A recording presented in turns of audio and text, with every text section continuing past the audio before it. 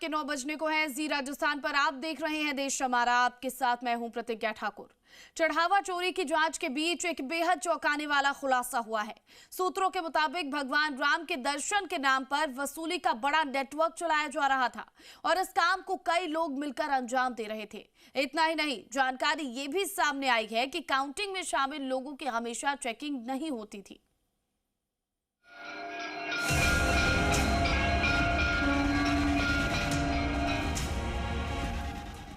अयोध्या से चढ़ावा चोरी की खबर ने पूरी दुनिया में बसे राम भक्तों को झकझोर दिया है। देश विदेश से राम भक्तों ने अपनी गाढ़ी कमाई का हिस्सा भगवान राम को अर्पित किया, लेकिन उसी मंदिर का चढ़ावा सिस्टम के कटघरे में है।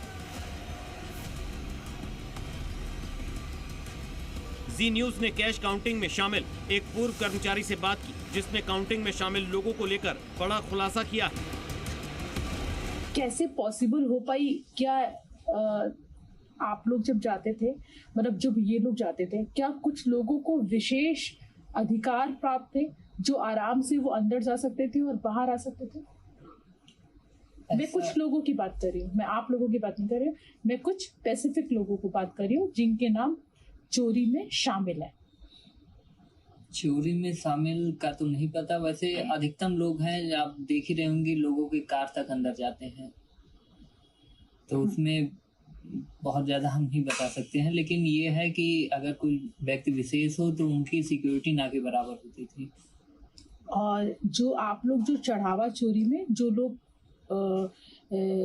चढ़ावे की काउंटिंग करते थे, क्या उन लोगों की जाते समय या बाहर आते समय क्या उनकी चेकिंग की जाती थी? कभी कभी चेकिंग होती थी जी, और कभी कभी नहीं होती। कभी कभी। सूत्रों के मुताबिक दर्शन के नाम पर चोरी का बड़ा खुलासा हुआ है। जानकारी के मुताबिक दर्शन के लिए वसूली का बड़ा नेटवर्क चलाया जा रहा था और इस काम को कई लोग मिलकर अंजाम दे रहे थे। सूत्रों के मुताबिक वीआईपी दर्शन कराने के लिए कुछ भक्तों से 20,000 रुपए से 25,000 रुपए की रकम ली जाती थी। सूत्रों के मुताबिक आरोप है कि इस नेटवर्क के जरिए हर महीने लाखों रुपए की वसूली की जाती थी। जांच के मुताबिक होटल संचालक श्रद्धालुओं का विवरण कथित तौर पर गिरोह के सदस्यों तक पहुंचाते थे। अनुकल्प, करुणेश, मनीष, अविनाश और लवकुश सहित कुछ लोगों की भूमिका जांच के दायरे में है। इतना ही नहीं, वीआईपी पास जारी करने की प्रक्रिया का भी दुरुपयोग किया जाता था। चंदा चोरी मामले को लेकर जैसे जैसे जांच आगे बढ़ रही है, वैसे वैसे कई खुलासे हो रहे हैं। एक बड़ा खुलासा जांच में सामने आया है कि टिन्नू और उसके तमाम सहयोगी थे, वो यहाँ पर बैरियर के पास अपना पूरा एक नेक्सस चलाते थे। रंगमहल क्षेत्र और क्रॉसिंग 2 के आसपास कथित तौर पर वीआईपी दर्शन के नाम पर अवैध वसूली और विशेष व्यवस्था संचालित की जाती थी। कुछ श्रद्धालुओं से वीआईपी दर्शन कराने के लिए 20,000 से 25,000 तक की रकम ली जाती थी और एक बड़ा नेटवर्क जो है वो उसके जरिए लाखों रुपए की वसूली की जाती थी। वहीं चढ़ावा चोरी की जांच कर रही पुलिस ने आरोपी अविनाश शुक्ला को आज फिर हिरासत में ले लिया और अविनाश को लेकर उसके पैतृक आवास प्रतापगढ़ के लिए रवाना हो गई। पुलिस का मानना है कि वाहन से मामले से जुड़े कई अहम सुराग मिल सकते हैं। जांच टीम के मुताबिक अविनाश को मुख्य आरोपी बना सकती है। अविनाश ही वो शख्स है जिसके घर से 20 लाख रुपए के साथ अमेरिकी डॉलर भी बरामद किए गए थे। इसके अलावा एसआईटी टीम ने अयोध्या में 7 घंटे से ज्यादा की मैराथन जाँच की, जिसमें कई अहम जानकारियां सामने आई हैं। एसआईटी ने बंद कमरे में अनिल मिश्रा से 1 घंटे तक पूछताछ की, तो वहीं गोपाल राव से भी करीब 2 घंटे तक कई अहम सवाल पूछे गए।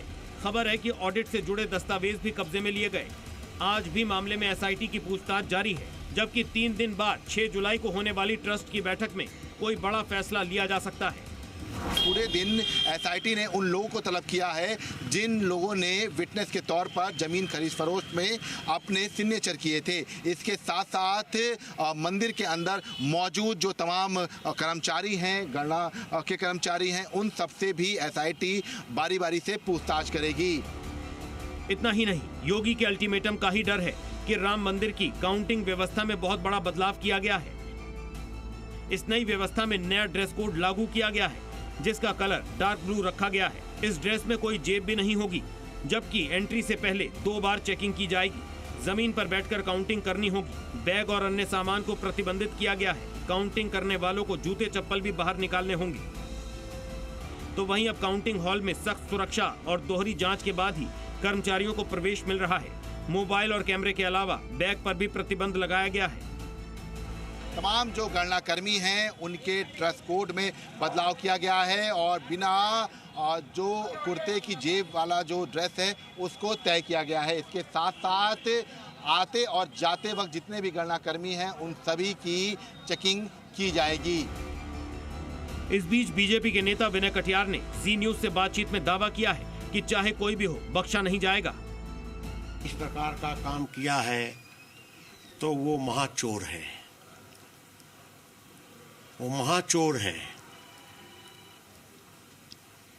किसी मंदिर के अंदर अगर चोरी हो जाए और फिर सीना चोरी करे तो कैसे माफ किया जा सकता है?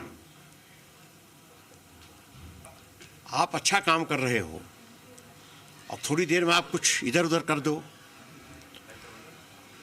तो आपका भी मन ठीक नहीं होगा और जो साथी है उसका भी मन ठीक नहीं होगा। लेकिन बड़ा सवाल यह है, क्या इस चोरी में सिर्फ वही लोग शामिल थे जिनकी गिरफ्तारी हुई है या फिर नेटवर्क बड़ा था? तमाम सवालों का जवाब मिलना बाकी है। योगी कह चुके हैं कि जो भी इस चंदा चोरी में शामिल है उसे छोड़ा नहीं जाएगा। ब्यूरो रिपोर्ट, जी मीडिया।